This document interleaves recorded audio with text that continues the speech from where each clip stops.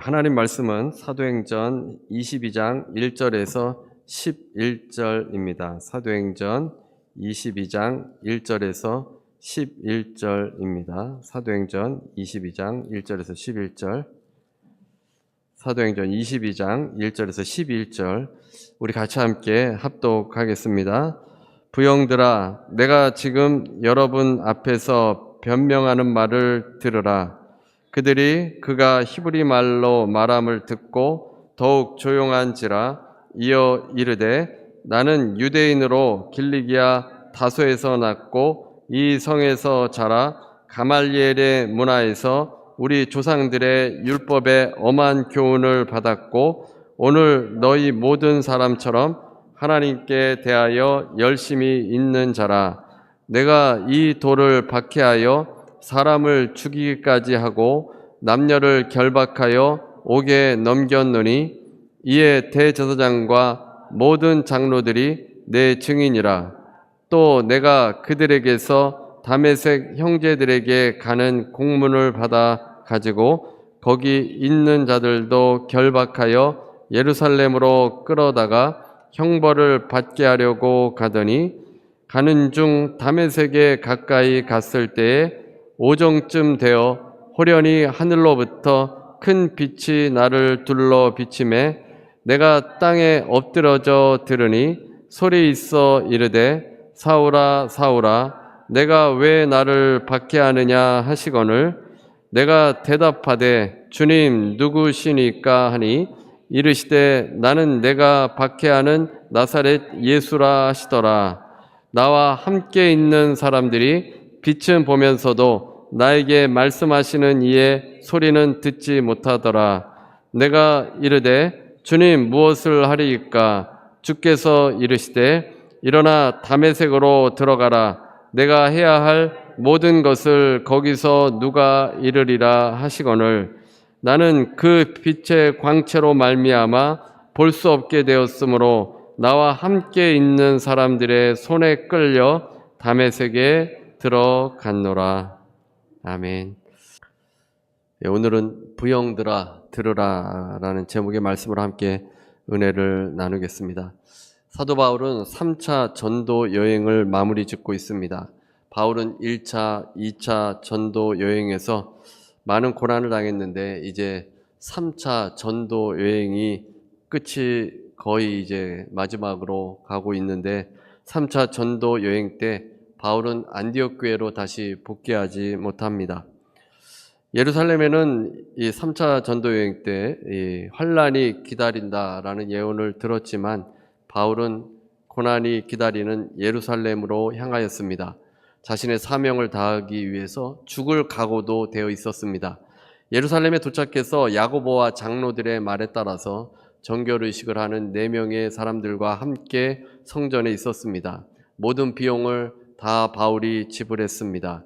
유대인들을 더 얻기 위함이었습니다.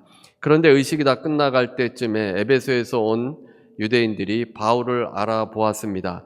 바울을 에베소에서 보았던 사람들입니다.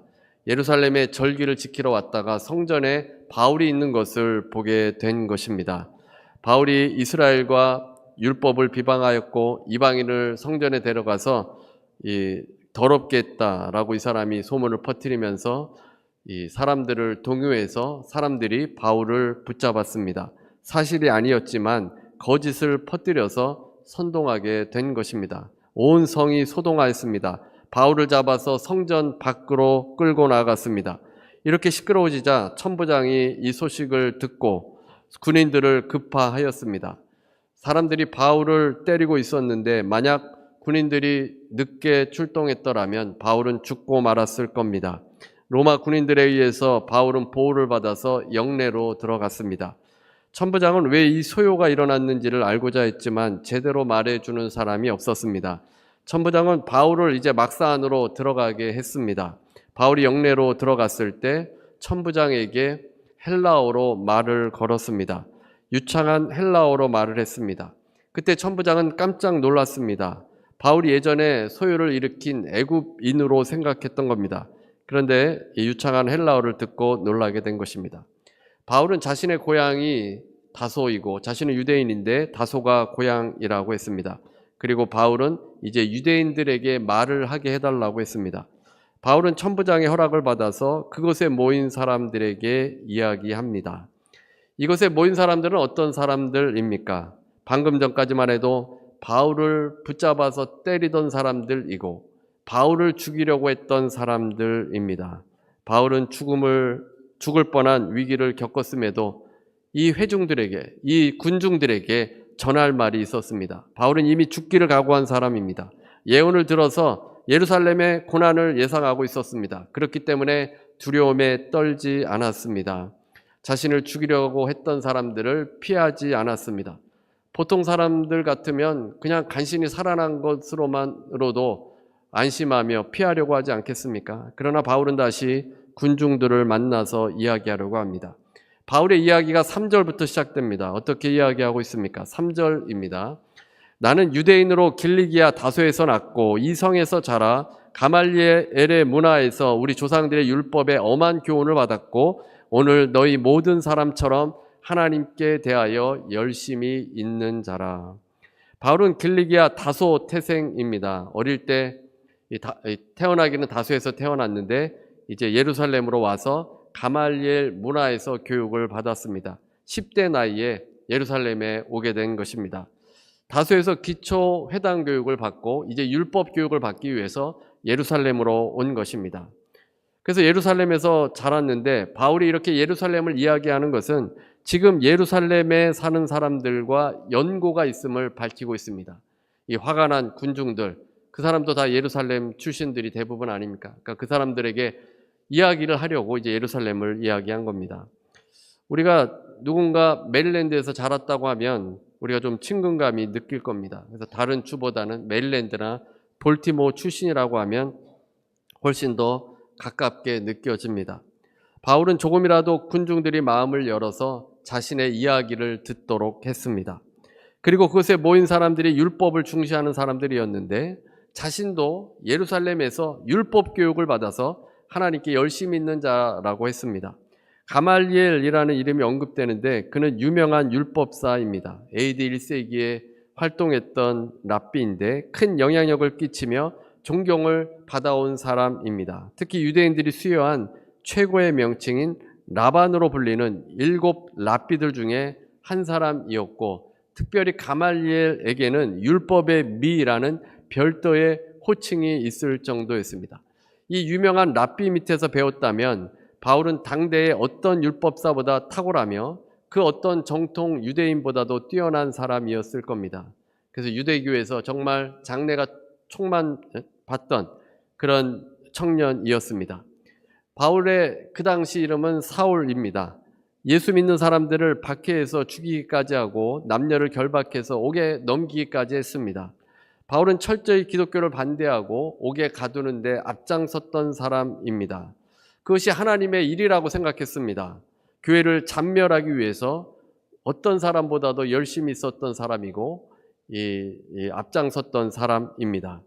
그럼 바울이 이제 다메섹으로 가고 있습니다. 다메섹으로 가는 이유는 그곳에 있는 크리스찬들을 잡기 위해서 공문을 받아가지고 거기에 있는 이 그리스도인들을 잡아내려고 색출하려고 다메섹으로 향하였습니다. 바울은 결코 크리스찬들에게 호의적이지 않았고 적대적인 사람입니다. 그런데 이 다메섹으로 가는 길에 어떤 일이 일어납니까? 오늘 본문 6절입니다. 6절. 가는 중 다메섹에 가까이 갔을 때 오정쯤 되어 호련히 하늘로부터 큰 빛이 나를 둘러 비치매. 다메섹에 거의 도착했을 때 오정쯤 해가 중천에 떠 있는 낮 12시입니다.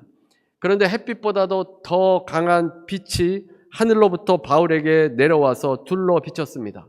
낮 12시면 굉장히 밝지 않습니까? 그런데 그 햇빛보다도 더 밝은 빛에 감싸이게 된 것입니다. 일반적인 자연현상이 아닌 것입니다. 바울이 어떻게 되었겠습니까? 7절입니다. 내가 땅에 엎드러져 들으니 소리 있어 이르되 사울아 사울아 내가 왜 나를 박해하느냐 하시거늘. 바울은 정오의 빛보다도 더 밝은 빛이 비추게 되자 엎드러졌습니다. 그리고 소리가 들렸는데 사울아 사울아 내가 왜 나를 박해하느냐 하시거늘. 예수께서 내가 왜 나를 박해하느냐고 물은 겁니다. 바울은 놀래서 누구냐고 물었습니다. 주님께서는 나는 내가 박해하는 나사렛 예수라 하셨습니다. 바울은 다메섹 도상에서 예수님을 만난 것입니다. 다메섹으로 가서 크리스찬을 잡아서 옥에 가두려고 했는데 예수께서는 왜 나를 박해하느냐라고 하셨습니다. 바울은 직접적으로 예수님을 박해한 적이 없습니다. 크리스찬을 박해했는데 실제로는 예수님께서 박해를 받으신 것입니다. 크리스찬의 고통이 주님의 고통입니다. 크리스찬을 괴롭힌다면 주님을 괴롭게 하는 것입니다. 누군가를 괴롭히는데 즐거움을 갖는 사람이 있다면 그 사람은 병든 사람이고 그 사람은 예수님을 박해하는 것입니다. 남을 괴롭게 하면서도 즐거워한다면 정상이 아닙니다. 같은 크리스찬들끼리도 괴롭게 할 때가 있는데 곧 주님을 괴롭힌다는 생각을 가져야 합니다.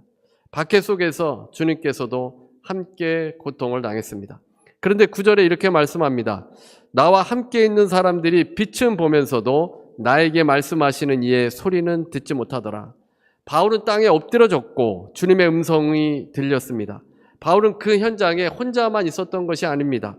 다메섹에 있는 그 그리스도인들이 많이 있을 거 아닙니까? 그러니까 그리스도인들을 잡으려면 혼자만의 힘으로는 어려우니까 같이 동행하는 일행들이 있었던 겁니다. 그런데 그들은 빛은 보면서도 주님의 소리는 듣지 못했습니다.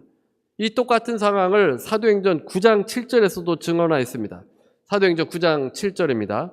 같이 가던 사람들은 소리만 듣고 아무도 보지 못하여 말을 못하고 서 있더라. 같이 가던 사람들은 소리만 듣고 아무것도 보지 못한 겁니다. 그러니까 소리만 듣고 보지 못했습니다. 사도행전 9장에서는 일행들이 소리만 듣고 아무것도 보지 못했다고 했고, 오늘 본문 사도행전 22장 9절에서는 빛은 보았으면서도 소리는 듣지 못했다라고 되어 있습니다. 서로 상반되게 증언하고 있습니다. 그런데 원어에 보면 보다와 듣다로 번역된 헬라어 동사는 각각 보다와 듣다라는 뜻과 함께 분별하다, 이해하다라는 뜻을 가지고 있습니다.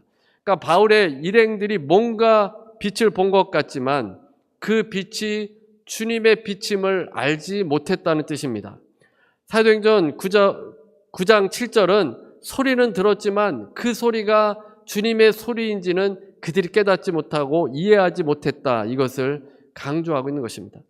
바울이 다메섹으로 가는 동안에 분명히 주님의 빛과 음성이 들렸지만 다른 사람들은 알지 못했고 바울만 깨닫게 된 것입니다. 바울은 크리스찬을 잡기 위해서 혈안되었던 자인데 그는 주님의 빛을 보았고 주님의 음성을 듣게 된 것입니다. 한마디로 주님의 은혜입니다. 사울이 바울로 바뀌게 되고 고난 속에서도 바울은 불평 한마디 하지 않고 자신이 주님께서 부르신 그 부르심을 따라 가게 되었는데 그것은 자신이 괴수 중에 괴수임에도 불구하고 자신을 구원해 주신 주님의 은혜 때문입니다. 이제 사도행전 22장 10절에 바울이 이렇게 묻습니다. 22장 10절입니다. 내가 이르되 주님 무엇을 하리이까? 주께서 이르시되 일어나 다메섹으로 들어가라. 내가 해야 할 모든 것을 거기서 누가 이르리라. 바울은 주님의 빛에 둘러싸여 있고 음성을 들었습니다. 이제까지 바울은 주님을 박해했고 크리스찬을 옥에 가두는 것이 하나님이 기뻐하시는 일이고 또 자신이 출세하는 일이라고 생각을 했습니다. 그런데 그것은 예수님을 반대하는 일이었고 하나님을 대적하는 일이었습니다. 그래서 바울은 이제 주님께 내가 무엇을 하리이까 묻습니다. 주님께서 거창한 일을 말하지 아니하시고 당장 해야 될 일을 알려주셨습니다. 다메섹으로 들어가면 거기서 누군가 내가 해야 할 일을 말해줄 것이라고 했습니다. 바울은 주님의 그 빛의 광채 때문에 눈이 멀었고 사람들의 손에 이끌려서 다메섹에 들어가게 되었습니다. 바울은 자기를 죽이려 하는 화가 난 군중들에게 자신의 이야기를 해 주었습니다. 과거에는 이 바울 역시 그들과 같았습니다. 율법 교육을 받고 크리스찬을 옥에 가두는 것이 정당한 일이라고 생각을 했습니다. 그런 바울이 갑자기 변해서 예수 그리스도를 증거한 이유가 자신의 이야기에서 알려지고 있습니다. 자신이 왜 그렇게 바뀌게 되었는지를 지금 말하고 있는 것입니다. 이 이야기를 듣고 있는 사람들과 함께 연대하면서 예수님을 모르는 유대인들이 이제 주님을 믿고 깨닫도록 하기 위함입니다. 즉시 바울의 이야기를 듣고 반응하지 않는다 할지라도 그 바울의 이야기가 유대인들의 마음속에 머물 수 있도록 바울이 지금 자신의 이야기를 하고 있는 것입니다. 예수님에 대해서는 역사적으로 실존적인 인물이 맞는지 안 맞는지 논란이 있습니다. 믿지 않는 사람들은 잘 믿지 않는데 주님께서는 짧은 시간 사역을 하시고 승천하셨기 때문입니다. 하지만 바울에 대해서는 실존 인물인지 아닌지 의심하는 사람은 없습니다. 그러니 어떤 사람들은 바울이 이렇게 바뀐 것이 망상 때문이라고 생각하기도 합니다. 갑자기 정신에 이상이 와서 예수님을 증거하고 다녔다고 하는 겁니다. 왜냐하면 그렇게 이 크리스찬들을 박해하던 사람이 예수님을 증거할 리가 없지 않습니까? 그러니까 뭔가 이 바울이 이상해졌다고 생각합니다. 그런데 바울 곁에서 지금 이 바울의 이야기를 쓰고 이 글을 쓰고 있는 사람은 누가입니다. 누가는 직업이 의사입니다. 치밀하게 관찰하고 살피는 사람입니다. 망상 환자를 선생님으로 모시고 존경하며 그의 삶을 이렇게 말씀으로 남기지는 않을 것입니다. 수많은 제자들이 사도 바울 선생을 만났는데 그를 존경하고 그의 가르침을 배우고 따랐습니다. 망상 환자라면 그렇게 될 리가 없지 않겠습니까? 바울이 바뀌게 된 것은 다메섹으로 올라갈 때 빛이 둘러싸이게 된 것입니다. 그 빛 속에서 주님의 음성을 듣고는 바울의 삶이 완전히 달라지게 되었습니다. 바울의 변화는 예수님을 만난 사건으로밖에 설명할 수가 없습니다. 죽음도 두려워하지 않고 3차 전도까지 전도 여행을 할 수 있었던 동력은 그가 다메섹에서 주님을 만났기 때문입니다. 교회를 오래 다녀도 예수님을 만나지 않으면 변화가 없습니다. 예수님을 만나는 것이 중요합니다. 우리가 주일 예배에 참석하는 것도 중요한데 예배 가운데 주님을 만나는 것이 중요합니다. 주님을 만나는 것이 예배이고 예배를 통해서 그 주님의 은혜가 우리 가운데 충만히 거해야 합니다. 호주의 외과 의사 제임스 맥타비씨는 고뇌 속에서 목숨을 끊고자 손목을 그었던 한 청년의 이야기를 했습니다. 맥타비씨와 그의 팀은 수술을 통해 손목 손상을 복원할 수 있었습니다. 그가 이렇게 말합니다. 나는 그에게 손을 고쳤다고 말해 주었다. 그는 울기 시작했다. 내가 물었다. 왜 우니? 최악은 지나갔잖아. 우리가 내 손목을 고쳤어. 그러자 그가 대답했다. 내 손은 선생님이 고쳤지만 내 인생은 누가 고쳐주죠? 목숨을 끊고자 했다는 것은 이 세상의 의미를 발견하지 못했고 이 세상이 너무나도 싫어서 목숨을 끊고자 했던 겁니다. 근데 누가 내 인생을 고쳐주죠? 이렇게 물었던 겁니다. 의사는 할 수 없습니다. 주님을 만나야 인생이 회복됩니다. 주님을 만나지 못하기 때문에 바뀌지 않는 것입니다. 이 사람에게 필요한 것은 주님을 만나는 것, 누군가가 주님을 만난 이야기를 해주는 겁니다. 내가 체험한 그 하나님을 체험해 줄 때 이 청년도 변화되고 회복될 수 있지 않겠습니까? 빛으로 둘러싸인 사람이 성경에 또 등장하는데 욥입니다. 욥은 고난당하는 자들을 태어나게 하셔서 빛을 보게 하셨다고 했습니다. 하나님에게 둘러싸였다고 했습니다. 욥기 3장 23절입니다.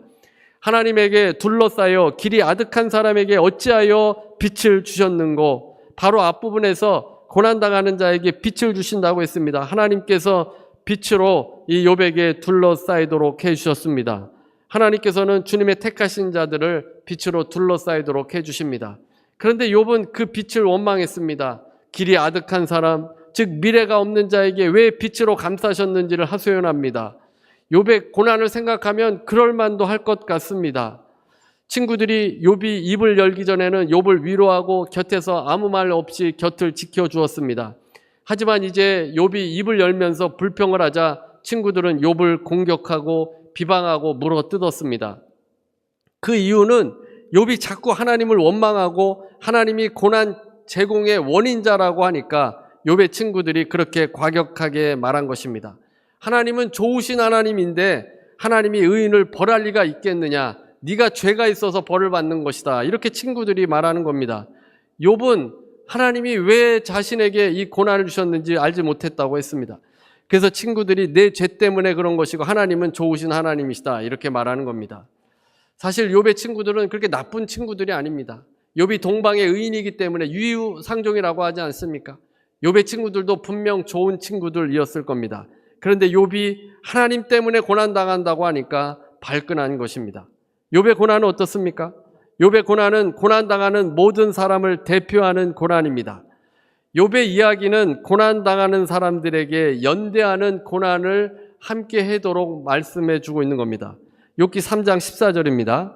자기를 위하여 폐허를 일으킨 세상 임금들과 모사들과 함께 있었을 것이요. 폐허가 된 성읍은 외부로부터 공격을 받아서 초토화된 도시를 가리키는데 바벨론의 공격의 경험을 말합니다. 욥은 이런 경험을 한 적이 없습니다.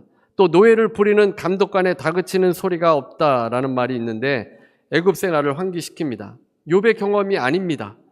욥은 자신을 넘어서게 됩니다. 자신의 고통에만 빠져 있는 것이 아니라 다른 사람의 고통스러운 삶을 기억하고 있습니다.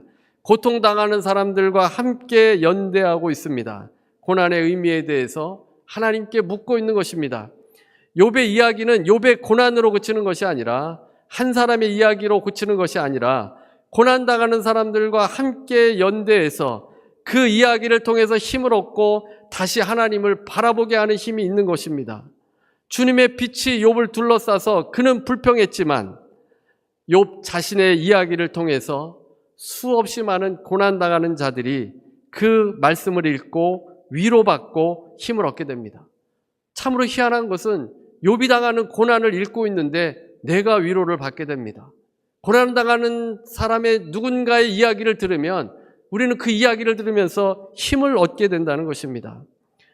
고난을 해석하는 데 있어서 욥기의 말씀은 절대적이지 않습니까? 그 말씀을 읽을 때 우리는 위로를 받게 됩니다. 누군가의 이야기는 같은 처지의 사람들과 연대하며 하나님을 설명해 줍니다. 자신의 경험으로 끝나지 않고 누군가를 하나님께 이끄는 힘이 있다는 것입니다. 상처 입은 치유자라는 말도 있지 않습니까?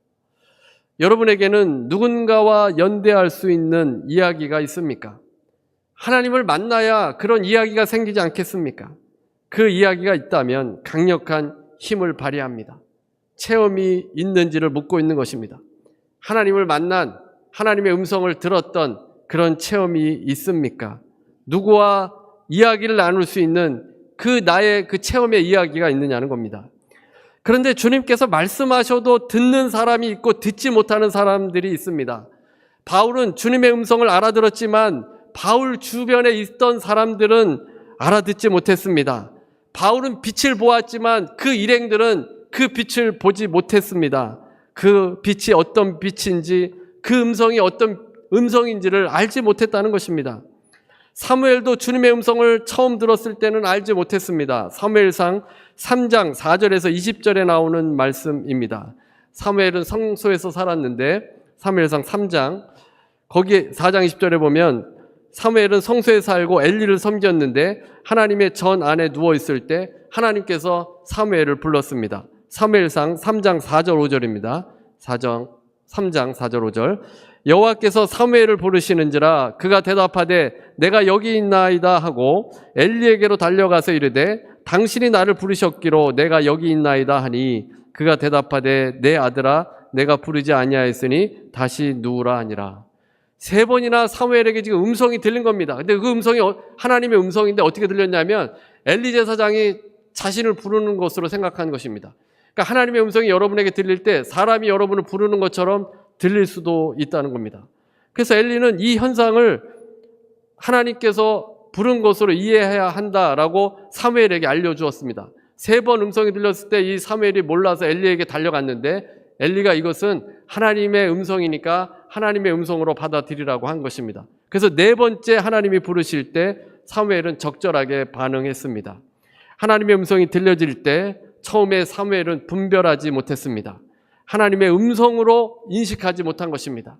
하나님의 음성이 여러분에게 들릴 때 그것이 하나님으로부터 오는 음성인지 모를 수가 있습니다. 왜냐하면 자연 영역 안에서 자연 영역을 통해 전달되기 때문입니다. 하나님과의 접촉이 우리의 일상에서도 일어나고 있는데 무엇보다 우리는 적절하게 분별할 수 있어야 합니다. 주님의 빛이 우리 가운데 비춰질 수 있음에도 불구하고 우리가 모를 수 있다는 겁니다. 주님의 음성이 바울에게 들렸던 것처럼 우리에게도 일상 가운데 들려질 수 있는데 그 음성을 우리가 모를 수도 있다는 것입니다. 지금도 주님께서는 여전히 주의 백성들에게 말씀하시고 주님의 음성을 듣는 사람이 주님의 양입니다. 전적인 주님의 은혜로 사도 바울은 변화가 되었는데 이제 우리는 주님의 은혜를 이미 받은 사람들이니까 주님의 그 음성을 듣기를 사모하고 그 주님의 음성을 분별할 수 있어야 합니다. 그런 사람들에게 하나님께서 더 말씀해 주지 않으시겠습니까? 잠언서 8장 17절입니다. 나를 사랑하는 자들이 나의 사랑을 입으며 나를 간절히 찾는 자가 나를 만날 것이니라. 주님을 사모하고 기도할 때, 오순절 다락방에서 성령을 기다리고 기도할 때 성령이 임하고 성령의 역사가 일어나고 주님을 체험했던 것처럼 우리가 주님을 사모하고 기도할 때 우리 일상 가운데도 하나님께서 빛으로 우리를 둘러 감싸시고 또 우리에게 말씀해 주신다는 것입니다. 오늘도 주님께서 여러분을 만나시기를 원하시고 여러분의 이야기가 생기기를 원하십니다. 그 이야기를 가지고 누군가에게 이야기한다면 그 이야기를 통해서 잃어버린 영혼들이 주님께로 나올 수 있는 것입니다.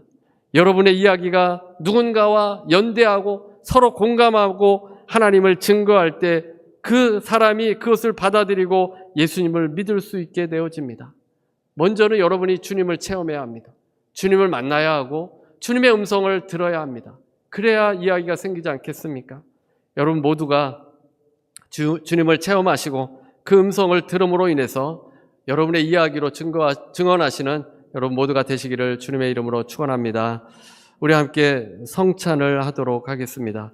성찬을 통해서 주님과 연합됩니다. 교회가 연합됩니다. 주님을 만나는 것임을 깨닫고 우리를 구원해 주신 그 은혜와 사랑을 전할 수 있게 되시기를 바랍니다. 우리 찬송가 229장 찬송 부르시고 우리가 성찬을 함께 하도록 하겠습니다. 은혜로우신 하나님, 우리에게도 주님을 만난 이야기들이 하나님 넘쳐나기를 원합니다. 아버지, 수없이 많은 잃어버린 영혼들이 우리 주위에 있음에도 불구하고 하나님, 내가 하나님을 만나지 못하기 때문에, 주님을 만나지 못하기 때문에 내 이야기가 없어서 바울과 같이 말하지 못하는 그런 상황이 있습니까? 주님 만나 주시고 말씀해 주시고 주님의 빛이 그 삶을 둘러주셔서 깨닫게 해주시고 그 말씀으로 인해서 바울과 같이 변화되는 인생으로 나아갈 수 있도록 인도해 주시옵기를 원합니다. 아버지, 그냥 왔다 그냥 가지 않게 하시고 늘 간절한 마음, 사모한 마음, 아버지 갈급한 심령으로 나오게 해주셔서 단비와 같은 성령의 그 놀라운 역사들을 체험하게 하시고 성령 세례받고 충만함 받고 방언 받고 아버지 성령의 은사들을 통해 하나님 살아계심을 확신하며 아버지 기뻐하며 증거해 나아갈 수 있도록 인도하여 주시옵소서. 늘 강건하게 해주시고 아버지, 또 우리 지체들 가운데 병으로 고통당하는 지체들이 있습니다. 주님 만나주셔서 고쳐주시옵소서. 회복되게 해주시옵소서. 아버지, 여러 가지 문제로 또 아버지 하나님 가정의 문제, 일터의 문제, 인간관계의 문제, 또 앞으로의 여러 가지 문제들 다 주님 앞에 내려놓습니다. 주님께서 만나주셔서 확신 가운데 평안한 가운데 거할 수 있도록 도와주옵소서. 예수 이름으로 명하노니 모든 병만은 떠나갈지어다.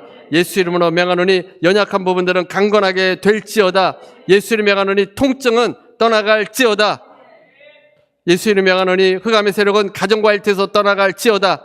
마음에서 예수 이름으로 명하노니 떠나갈지어다. 머리에서 예수 이름으로 명하노니 떠나갈지어다. 아버지, 주의 백성들 늘 강건하게 하시고 주님의 음성을 들으며 또 분별하며 그 음성 붙들고 담대히 살아갈 수 있도록 도와주옵소서.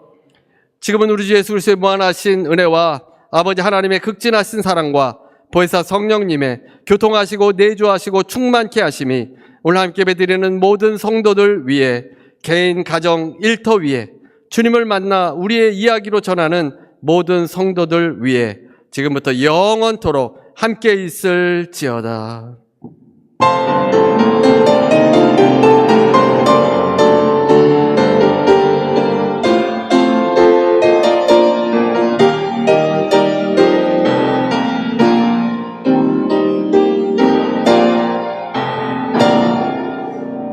하나님께 감사의 박수 드리세요.